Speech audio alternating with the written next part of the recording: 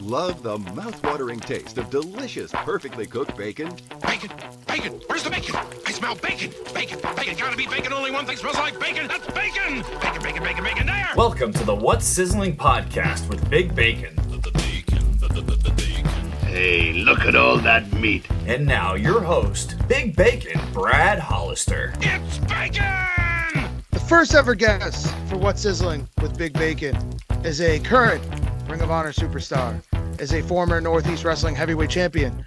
Ladies and gentlemen, please welcome the man who always lands on his feet, leaving you at the edge of your seat. Do not lose your grip as he soars through the sky, as he strips. It's the one and only. It's the mercenary. It's Flip. Flip, what is up? Not much, bro. How you doing, man? Dude, I'm doing good, man. First of all, I want to say thank you for hopping on and being my first guest. I said in the intro, I would rather no one else other than you, because like I said, not only are you absolutely exploding in professional wrestling like you have been over the past couple of years, but you're legitimately one of my closest friends in professional wrestling. So thank you for hopping on. Absolutely, man. I appreciate you having me. And I think in that intro, you forgot to mention that I'm also one of your greatest rivals of all time. No, I want my bacon. I gotta tell you something. Bacon is good for me. But the first match we ever had, it was Monkey Flip versus the Closers, myself, and TK O'Reilly. Oh my gosh! Now, in New York. That was in New York, and it was in front of not that many people, Like and maybe 75. Do a solid 75. They were like a 75, and they weren't hot because it was the quietest match. And I thought we were going out there, and I thought we were doing some good stuff, but the crowd was just not into it.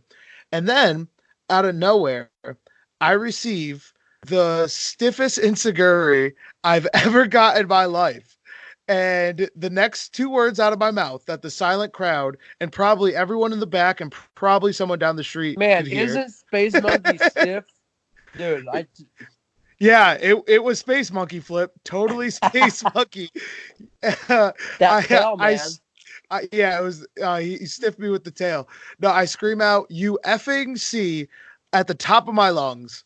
And like I said, I'm pretty sure they heard it down to the next street. It does. It does. Fat, fat, fat, fat, fat, fat, fat. Yeah, we're talking about Fat Gordon last time, which I hear you munching on some chips, so I hope Fat Gordon is going to be a real thing someday. Because a long time ago, I called myself to Matt Taven. I said, now that he stole my mohawk, I was like, does that make me Fat Taven? That's funny. At age 12, I weighed 319 pounds. You remember when Domino's did that commercial and they were just pretty much like, hey, we used to suck, but now we're not going to suck anymore. Like, that was like the coolest commercial in the history of companies.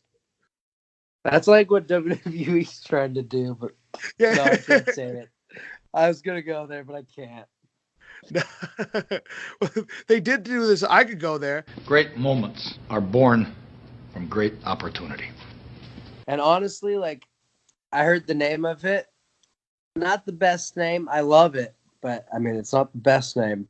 I thought it should have been something like Flippin' Bacon. I don't know. Maybe we can make the segment called Flip and Bacon. Maybe we talk about, maybe we flip the show and talk about something non-wrestling. Maybe something controversial. Maybe, I don't know. Just an idea. Well, I'm going to need that weekly commitment from you, Flip. That's what the people are going to want. They're going to want a weekly commitment. They don't want just Flipping Bacon to randomly, sporadically come up throughout the show. I mean, if we can get you confirmed for Flipping Bacon on a weekly basis, we could make this a real thing. I think we got to let the fans decide. I think maybe we're going to have to run a poll up on Twitter or something. There's too many of them. Our second guest will be the one and only, my trainer, the man who started me from a 15-year-old little ham to the big, meaty, sizzly bacon you see today, and that is Thomas Santel, a.k.a. Antonio the Promise Thomas, which I'm going to finally convince him that I was a huge fan of his growing up.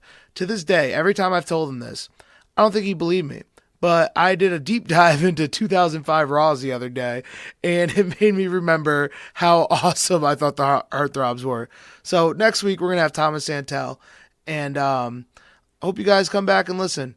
Thank you very much. That's all, folks.